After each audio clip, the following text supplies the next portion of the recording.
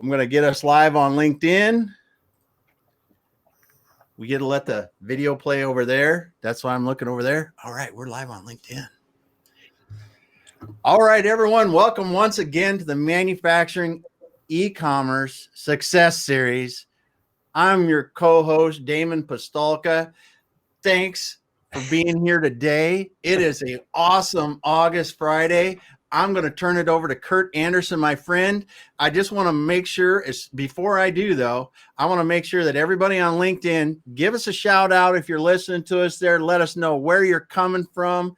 Do that, and I will be interacting with the comments. I point over there because I've got a screen over there that's rolling LinkedIn right now, and I'm going to give it over to Curt. Curt Anderson, take it away, my friend. Damon, my brother from another mother. Thank you. Happy Friday, everybody. This is absolutely awesome. What a great weekend.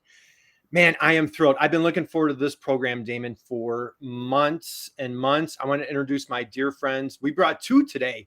Can't handle one. We brought on two. We have my dear friend, Pam.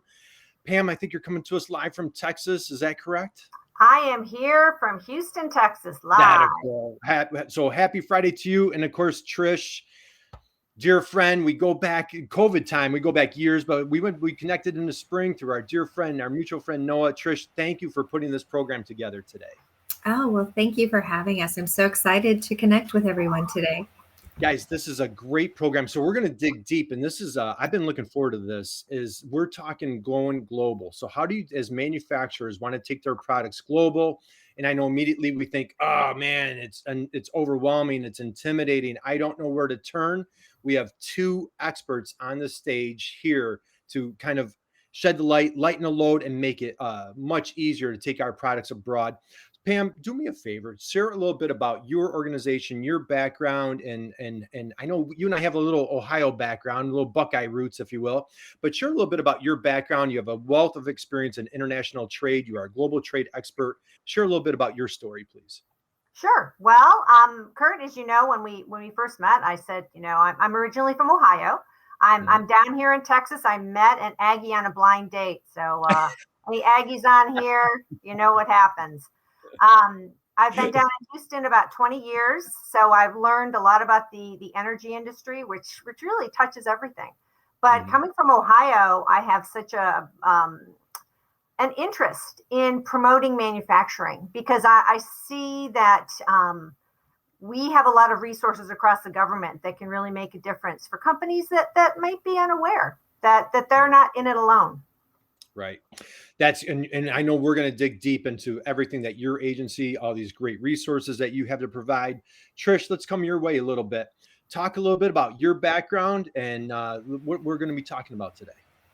Well, thank you, Curt and Damon. I actually started off as a teacher. And I think that mindset never left me because I've been in the translation industry since '99, and I still feel like educating people about their choices and about the resources available. There's nothing more important than an informed consumer. And so I found a kindred spirit in Pam in that we both really want businesses to succeed and to make the best choices going forward. So I'm really excited to share some resources today to help people. This was awesome. When you and I connected, it was such, like, it just didn't cross my mind of like how important that translation piece is. And I probably asked like that ultimate dumb question, like, geez, can't we just use Google Translator? No, we can't. We have a lot better tools that you're going to be talking about today. So there's a much better strategy. You know, Damon, you know how cheap I am, but Pam has Trish has a much better strategy for our folks today. Pam, by any chance, did you happen to bring a presentation today that we could talk about? Oh, Curt, you're getting to know me now, and you'll know that I'm a planner. I prepare. I am. So I might be able to help you out with that. Absolutely. Well, awesome. All right. I dropped Pam's and Trish's LinkedIn profile in the chat box. Please, you want to connect with these I'm going to do a guys? quick shout out to the people on LinkedIn Live. We got Howard Summeth, Christina Harrington from Gen Alpha, Sneha from is on there, and just excited to have you guys on LinkedIn as well. So take it away, Pam. All right. Well, let me just get started and cut to the chase. Our services, as with many services in the government and their economic development overall are here to help increase jobs. But what I like to tell people is that I help you make money. And if you'd like me to help you, terrific. If not, I'll go to another small business and ask them. So let me I'll step back for a moment. Increasing jobs at home by growing exports. I'm Pam Plagens. I'm the Advanced Manufacturing Team Leader for the U.S. Commercial Service, part of the International Trade Administration of the U.S. Department of Commerce. If you export, hopefully you know us. If you don't, hopefully after this presentation, you'll make sure you go to trade.gov, our website, and start investigating how we can make a difference for you. We are one of the several export promotion agencies across the government, but we're the lead. We work with the Exim Bank, Small Business Administration, to name two. NIST has the MEP program. I know, Curt, you have had several MEP programs from across the U.S. Featured on your program. So I felt like I had kindred spirits. Mm-hmm. Absolutely. We work very closely, love the MEP network. So that is great. And that was a great connection that you have. And I want to give a quick shout out to Val, Jeremiah, Aaron, Gail. Thank you guys for joining us. Keep it going, Pam. Let's see what we've got. All right. Well, let's see what I have here. Okay. Well, there's a lot on this slide, but you know what I really want to kind of impress upon everybody here is the U.S. Commercial Service has 100 offices across the United States. As Curt said, I'm here in Texas, I am here in Texas. There are 6 in the state of Texas alone. And we work with our colleagues in the U.S. embassies and consulates around the world in about 75 countries. Some of these countries have multiple offices. Others are regional offices for other countries as well, smaller countries. What we do is help companies to export their U.S. made products. We rule of thumb 51% U.S. content. We do it in a number of ways, and we really do it to meet you where you need assistance. Be it early stage exporting, and we'll partner with maybe an SBDC, or we will be, perhaps it's advocacy. Perhaps you're working in a large, international tender, and we can assist you with being advocated on behalf of the U.S. government and U.S. embassy in that country. So just kind of a little bit of the detail here. Global network, as I said, we are very results driven. Your success is my success. I do not get a commission off of companies selling more products around the world. Would be nice, but that's not going to happen. So I'm that honest broker, and my colleagues are those honest brokers that really want to just see you be successful, because it does mean jobs. If you're selling more U.S. products and services around the world, you're creating jobs in your community. And that's sales. So you're increasing your sales. As I said, kind of the bottom line. Some other things, what I like to do is we offer our services kind of at the bottom. The baseline is just talking to us, making us known, make it known that you're out there, so that when we have opportunities around the world, we can bring them to you. We provide export counseling. There's no charge for that. That's both our colleagues in the U.S., your local export assistance center, and our colleagues around the world. Once we get more customized into our services, the Office of Management and Budget, the people who handle the money in the government, have told us that we need to charge a small fee, because as you can imagine, I used to be in sales. I sold parts for lift trucks and heavy equipment. So we all know that, it's easy to spend some money on a marketing report and then it sits on a shelf. So we really have we want to make sure you have a little skin in the game. So as I said, our export counseling, there's no charge for. But once we kind of get more customized into B2B, B2B engagement, where we're introducing you to companies around the world, there may be a fee involved. Everything's up front. Anyhow, I just wanted to share that because we really have a tremendous amount of resources for no charge. Again, going to trade.gov, calling your local office. They have events, especially during this COVID time. We've been doing webinars and providing free market intelligence and just so many things, because we want to make sure that our companies are thriving and thriving through some challenging times. As I said, market intelligence on the slide, business matchmaking, commercial diplomacy. You know, I started my career and thought, oh, it would be someday I would love to work for the State Department, be a diplomat. Well, I landed in the Commerce Department. Different agency than the State Department. Our organization actually came out of the State Department. But in the Commerce Department, we do diplomacy, but it's from a commercial perspective, really in helping American companies to solve some of their problems or challenges, as we say around the world. So let me go to the next slide, because I wanted to elaborate a little bit on that counseling. You know, I talked about our physical offices around the world, or so to speak, physical. That, you know, we're all working from home at this moment, but we also help you with your e-commerce issues. You know, that is where a lot of your buyers are finding you today, and that's where we are today. You know, on LinkedIn Live and in this Remo platform, we are again meeting our clients where they're doing business, and that's increasingly online. For example, coming up August 26th, we're going to have a webinar on digital manufacturing. You know, so often a lot of the programs that talk about e-commerce online are really directed towards companies that are dealing with consumers.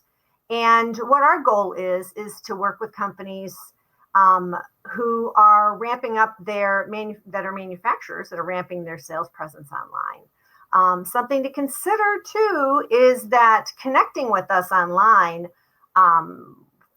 helps you with your search engine optimization. So a whole nother topic, but we have a service provider directory on various parts of our website, and you can tag into that. And I understand it helps with your search and your SEO. Yeah. Wow. That is fantastic. Yeah, I know. You know, that's some people don't think, because we're a .gov. Yes, that is a golden link to guys. So Pam, let's just recap a couple of things. So I heard you say 100 offices. So you are everywhere. It's almost, there's no excuse. It's inexcusable to not reach out to your agency to help with their process. You're helping with e-commerce. That is music to the ears of our dear friend Erin in Wisconsin. She is an e-commerce guru, expert at Earthling Interactive. Oh, terrific. And Pam, so what if you just, and I hopefully I'm not jumping ahead of your presentation, like what are some of the most common challenges that you're hearing on the streets? Or, you know, you've been doing this for a year or two, right? You're a seasoned veteran, just teasing, but you've been doing this for a long time. What are some of the most common concerns, threats, maybe myths that need to be dispelled for manufacturers that really should be into exporting? Common challenges. I would say there are, you know, it used to be before the internet that it was just getting market intelligence, you know, really just trying to identify like who to talk to. I would say, you know, fast forward 20 years. I've been in this role for 20 years. I came from Ohio. I used to be the China desk officer for the state of Ohio, so have spent a lot of time focusing on Asia. I would say, depending on the industry sector, large companies oftentimes use us for their due diligence. Small companies as well. In their due diligence, we can help run the traps on your buyer to make sure that they're an honest broker as well. And other things, we have so many training programs. So if you have a question, I would say, you know, boiling it down, sometimes you just need to ask somebody. You know the answer, and you just want to run it by somebody who has possibly heard this scenario before to validate what you're thinking, or to clarify, maybe that's not the question. Maybe the question is this. Oftentimes when people would call me on the phone, I would say, you know, back in the day when they just call you on the phone, but oftentimes I'd reframe the question, you know, what's your ultimate goal? You know, we're here to help you reframe that question and to meet your ultimate goal. Mm-hmm. Nice. Trusted resource, you know, a trusted partner in that challenging exporting journey. That's just such peace of mind for a manufacturer. That's, you know, it's daunting, overwhelming, maybe intimidating, especially if, you know, we target small manufacturers and they're throwing on a lot of different hats throughout the day. So like having that trusted advisor with your agency is just critical going through that process. And really knowing what you don't know. I mean, because that's what I would looking at this and going, you know, say I want to sell something into Asia or wherever I'm going into a specific country. And, you know, what do I need to know about that country? Because there's VAT taxes, there's all these other things that you can jump into. And if you don't take those into account, they can significantly affect your profitability and get you into trouble down the road and all this kind of stuff. Because, you know, a lot of, honestly, just like it would be moving into a different state in the US, I could sell into California all day long, but if I'm not collecting the right taxes and remitting to them, they'll come to you 2 years later and you're responsible for all that. Right. You know, you can run into those kind of things, really, just knowing you what know, you don't something know. I would say also is because it's changing so rapidly that we tend to keep our ear to the ground on challenges companies are facing and be able to share that with you. You know, a lot of times companies aren't going to, you know, broadcast some of the troubles that they're facing, but they will call us to help troubleshoot. They're not getting paid. They can't get their goods through customs. They just found out that perhaps somebody that's in their sales train has paid someone that they shouldn't have paid. You know, so we keep our ear to the ground and we can help you, you know, companies that call us and that know we're out there to keep their ear to the ground too.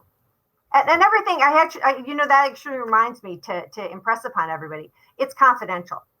We do not, you know, this is not, if you talk to us, we're not going to also advise other government agencies of which you might not like them to know things about you.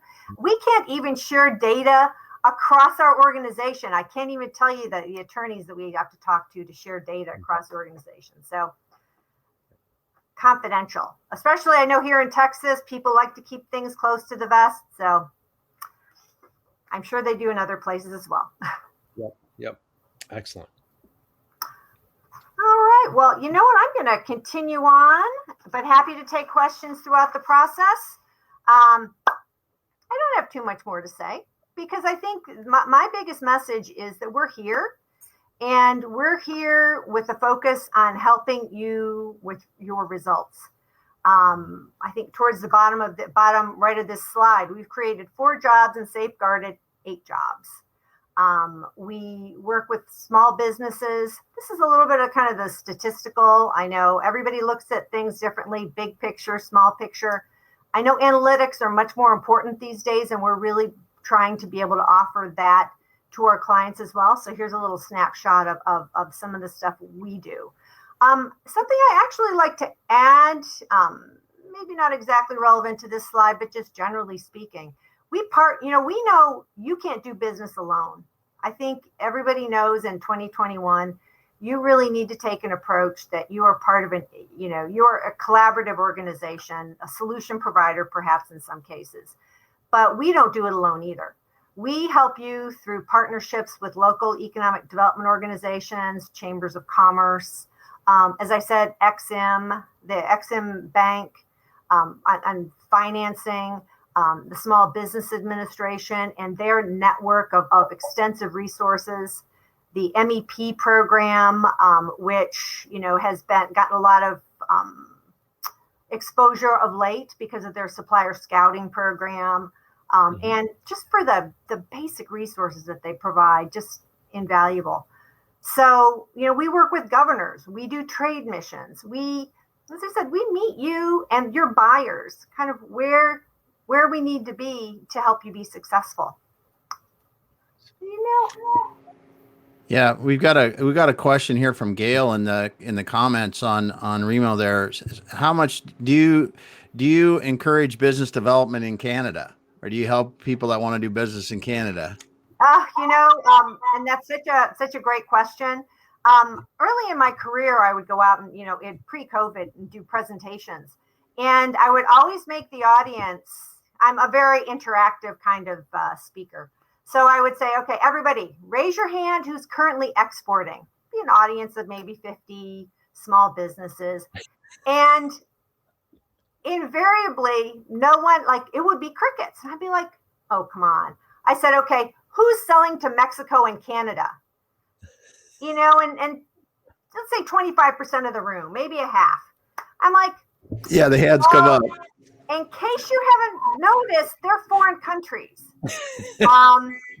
But Canada is clearly a market that is got a real affinity with the United States. Mexico as well. We have the recent trade agreement. So yes, we help people in Canada. We have offices in Toronto and Montreal, and can help across the country. Nice, awesome. Cool. Okay, so Pam, to reach, I've dropped your LinkedIn profile in the chat. This is your contact information. Way to reach out to you. Yeah, and this is me. And check out our website. As I said, at the heart of it is the red trade.gov. My particular page with my team is Advanced Manufacturing Industry, where you're going to find information on kind of innovative industries, the foundational things that make the things, and the programs and events and market intelligence that we can help you with. That's fantastic. And I thought I saw somewhere on your site that you have an export monthly newsletter. Did I see that, Pam? I do, yes. Nice. Awesome. And we have copies of it at trade.gov and on our website, and you can request it there. But I can, let's see, if I can't find the link right now really quickly, but happy to send anybody the copy of the newsletter if you want to shoot me an email. Very good. Okay. And my email address is right on the screen, trade.gov. Awesome. Well, Pam, this was fantastic. What a great, this is so enlightening. And I like Dan Bigger's on the program. Huge. He just moved from New York to South Carolina. He's immediately connecting with his MEP. That's the Manufacturing Extension Partnerships. So guys, as you're anybody out there listening, if you're engaged with your SBDCs, we have folks from the SBDC come in our program, MEPs, a lot of opportunities to connect with Pam and her team to get our products. Jeremiah, this might be right up your alley. Val, getting our products from the United States to other countries. So this was awesome. Trish, perfect segue. We got to hand it over to you, my friend. Let's talk a little translation. You're on mute, Trish. There you go. Oh. Uh-oh. We'll get Try this again. Hello, everyone. How are you? Welcome to the program. We did all technology troubleshooting, and we still have issues going on. But what I love about what Pam's agency does, we've actually used their services in vetting potential resources in other countries, and they also do it here in the US. And they have a wonderful, as Pam mentioned, a business service provider directory where they vet everyone. So a relationship with someone, they will already have vetted them to ensure that they are a good business to work with. So we are very honored to be listed as one of their providers at their business service provider directory. So we really feel like people should utilize that resource. But whenever people have a partnership or get into a partnership with a translation company, or an LSP is what they're oftentimes called, because once you work with Pam and she gets you ready to go into another market, you're going to need all of your materials translated. And so where do you go to ensure that you're working with someone who can properly translate your materials? And as you mentioned, Curt, some people just go to Google Translate, and that is not the best way to start a relationship with another country is providing really horrible translations of your materials. It's not a very good representation of your brand. It opens you up to liability issues. And there's a security issue in that whatever you post online, that material, your intellectual property, is open to wherever you're putting it. So there are many considerations that people don't think of whenever they do that. And so before you get into a relationship with someone, let me go backwards here. We have a helpful tips booklet, which I can share inside of the comments here, where you can make the decision as to who would be the best person to work with or the best agency to work with. Many times people think, oh, we have someone here in the country or in the company who can do the translation, and perhaps they can, but you're not looking long-term or big picture as to how that's all going to work out. So we have a helpful tips booklet where you can review and ask these big picture kind of questions to yourself and decide who would be the best solution for translating your materials. And oftentimes we think of these first few bullets here. We think, okay, what languages are they going to handle? What kind of support can they provide? But the biggest question that people don't ask, and it's missing the gold, that's where your asset lies whenever you invest in translation. And that is, will I have ownership of my translation memory? And if you've never heard of that before, it's something important to know about before you invest in translation, because that is what you can reuse, repurpose, recycle your asset that you have.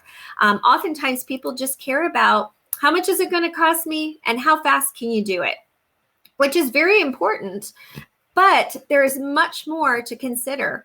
So I had just a few months ago, we had a very large manufacturer send us an RFP, 72 questions long, asked all of these questions to address all of their needs.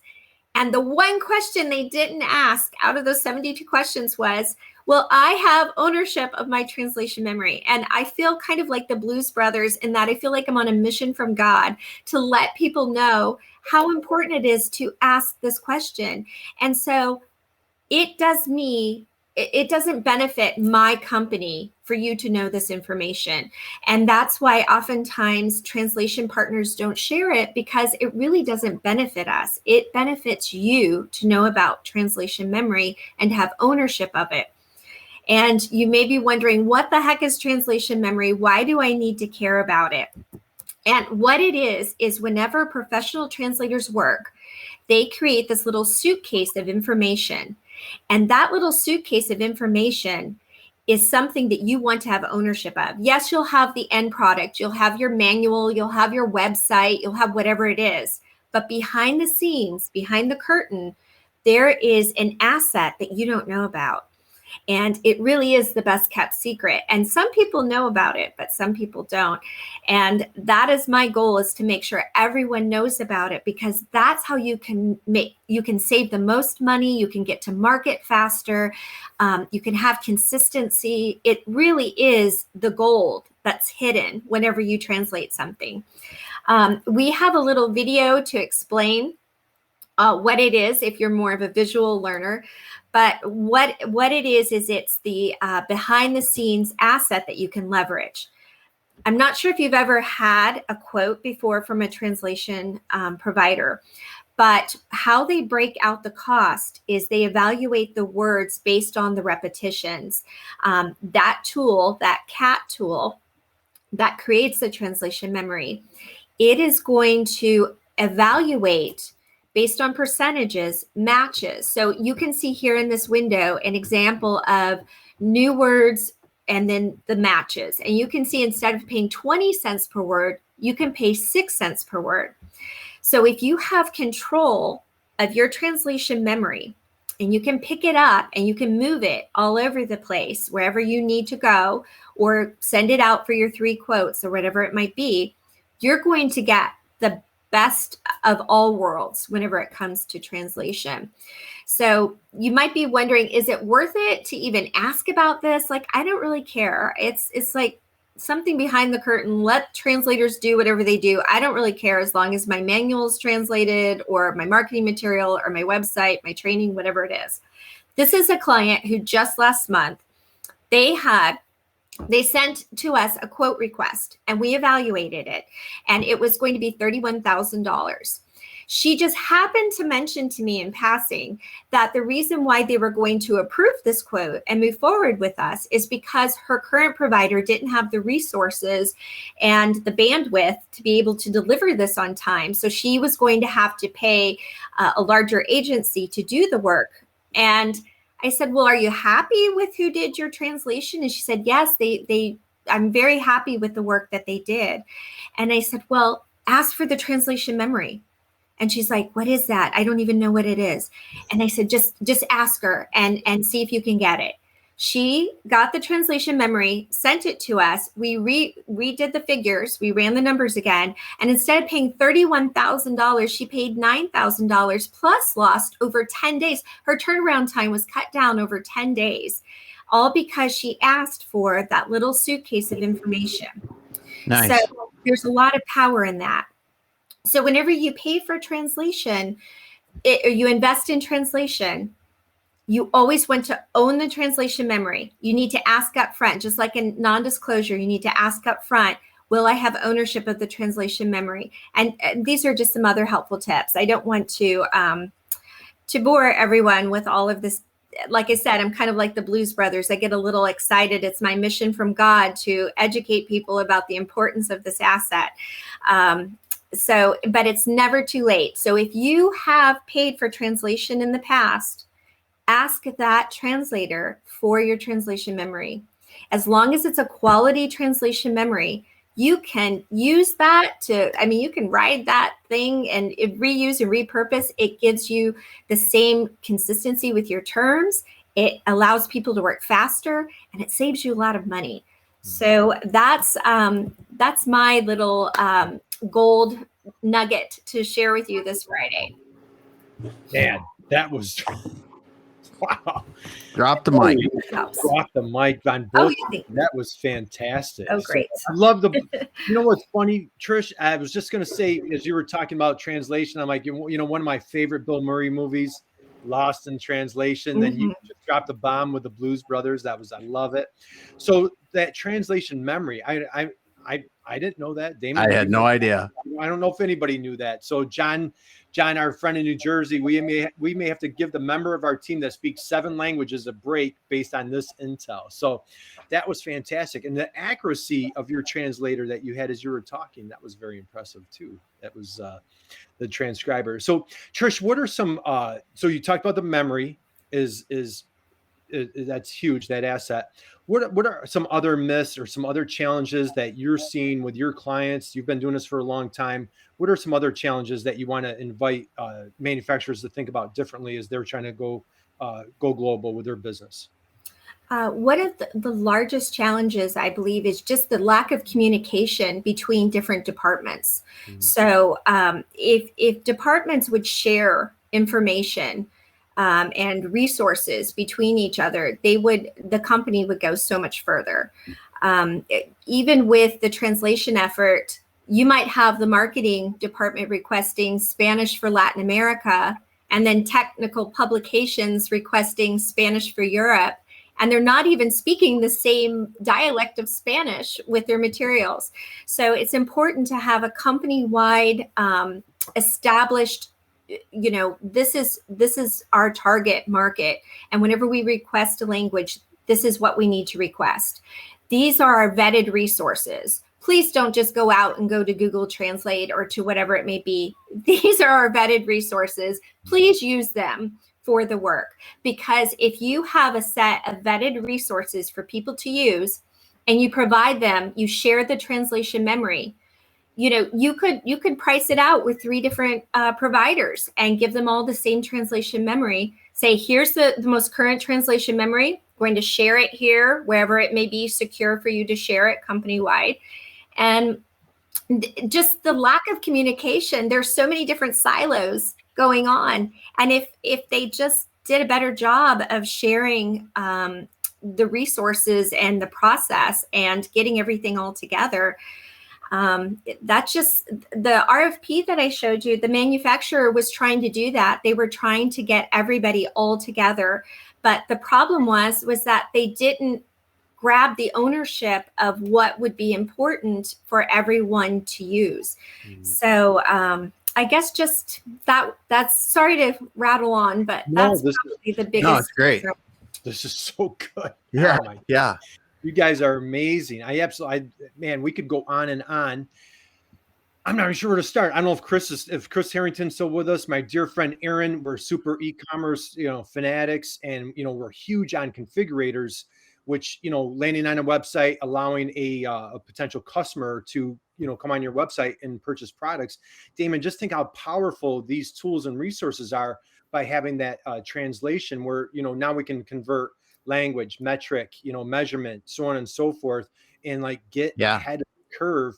And now the big thing with configurators, they hit submit, everybody's looking at the same thing. Everybody's on the same page. You're not only reducing, you're minimizing or even eliminating that loss in translation.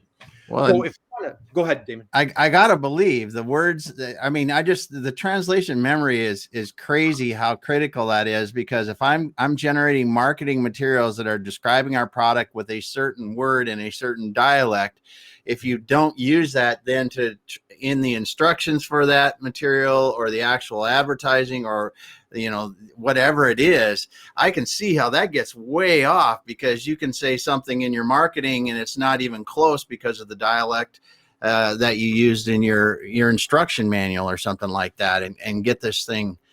Yeah. Right. It's so, like Curt, I just blown away because I never even thought how important that translation memory is. You guys are giving me chills. This is I know. Such a good episode right now, man. Oh my God, this is good. So Pam, Trish, if you guys want to come off of mute, let's talk a little bit about, so again, this is, we're e-commerce guys, stop being the best kept secret.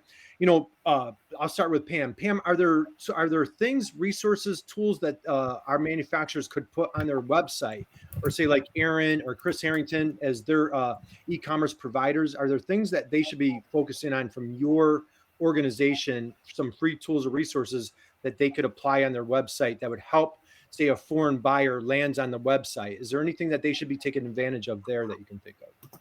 Well, as I said, we're ramping up our resources in this area. One thing we do is a website globalization review of websites. Mm-hmm. And we're starting to do more and more of that, so that when companies, I think we've all seen, or perhaps managing a website that hasn't been updated for a few years, or, and things have changed so rapidly, especially in this particular in this time with COVID, that the website globalization gives you an opportunity to get a snapshot of how your website is being perceived outside of the United States. The challenge we face is that, we strongly work with business development people and salespeople. We don't always, and we'll do these website globalizations, and it really needs to go to the IT person who decided not to show up for the meeting. So, because they're like, yeah, I can imagine that. Yeah. The government can't help me, or they don't know as much as I do. And I think, we talked about that, preparing for this, that one of the reasons that people don't reach out to our organization is they don't know about us to help them for your website, be it, or for your sales. But because they often overlook that free resources, actually, we're prepaid resources. We're prepaid with your taxpayer dollars. So I'm like, okay, we're here and we really want you to succeed, because you could be creating jobs for people we know. Right. So we are very motivated. So the answer, long answer to your short question. Yes. No, that was fantastic. So again, I'm doing it one more time, guys. Connect with Pam, connect with Trish on LinkedIn. There are so many questions. Trish, let's come back to you for, man, like we're at time. I can't believe we're at time, and I want to be mindful, respectful. Running in time. because I know these guys are going to have questions for you. But Trish, are there I can't believe like how you've opened my eyes to this. Like even I've worked with manufacturers that they're receiving RFQs from parts of Canada that are French speaking, and how critical it is they have that translation where, again, metric or different measurement or what have you. Trish, is there anything else? Is there any other advice or pieces of information that you want to share before we wrap up? Just the importance of establishing a great foundation, no matter where you go for your translation. Have a set approved terminology. Make sure everyone has chimed in on what the approved terminology is. Set a style guide, like you just mentioned with measurements. Are you going to have imperial and metric? Are you going to have both of them? How are you going to handle the user interface? How are you doing all of that? Just having that established and then sharing it company-wide is so important, because it's going to mean a much better experience for your customer, and it's also going to make a better impression for your brand and your company. A better impression. Gosh, we talk about that a little bit, don't we? Oh my gosh, I'm like, you guys are blowing my mind today. This is, we might have to get a little USA chant going again. Yeah. We did that this week at one of our. We did a big workshop for New York MEP on Wednesday. We had a little USA chant going for the Olympics, but. Guys, this is we could go on for another hour. We're at time. So first off, I want to thank both of you. Pam, I can't thank you enough. Thank you for your service to our country for years as a provider, the U.S. Department of Commerce. Thank you for being a Buckeye. We love you there. Trish, thank you for making this happen. This is from a mutual connection. Our dear friend Noah brought this together. Noah was a speaker for us several months ago. Trish and I connected, and I was like, it never crossed my mind to have this type of a conversation. So valuable. Aaron out there in Madison, just think just even e-commerce providers, website providers, you all should be in this conversation with Pam and Trish on helping our manufacturers go global. Please spread the word on everything. Our friend Gail in Canada, spread the word on all these amazing assets and resources right at our fingertips. This is just so powerful. I'm out of breath, man. This is, guys, so good. Thank you both. Pam, thank you. Trish, thank you. Thanks Damon, so much. Everybody go out there and crush it next week. Damon, take it away, brother. All right. Well, it's awesome, Curt. Thanks so much, Pam and Trish. Man, my eyes are open. My head is swimming. What's going on in my mind right now? Thanks so much for that. I wanted to thank everyone on LinkedIn for hitting us there, watching us, and the participants that join us on Remo, and I just love it. Thanks so much for being here. The other thing I want to mention too is, if you haven't seen it already, you can go on to ecommercemgmt.com. We've got our August e-commerce training starting next week.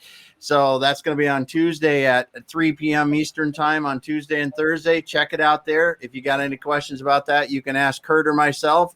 But we're excited about getting our e-commerce training going next week. I shouldn't say it's e-commerce training. It's getting ourselves better digital then into e-commerce, because this is a crawl, walk, run kind of thing, and we're helping people crawl and walk.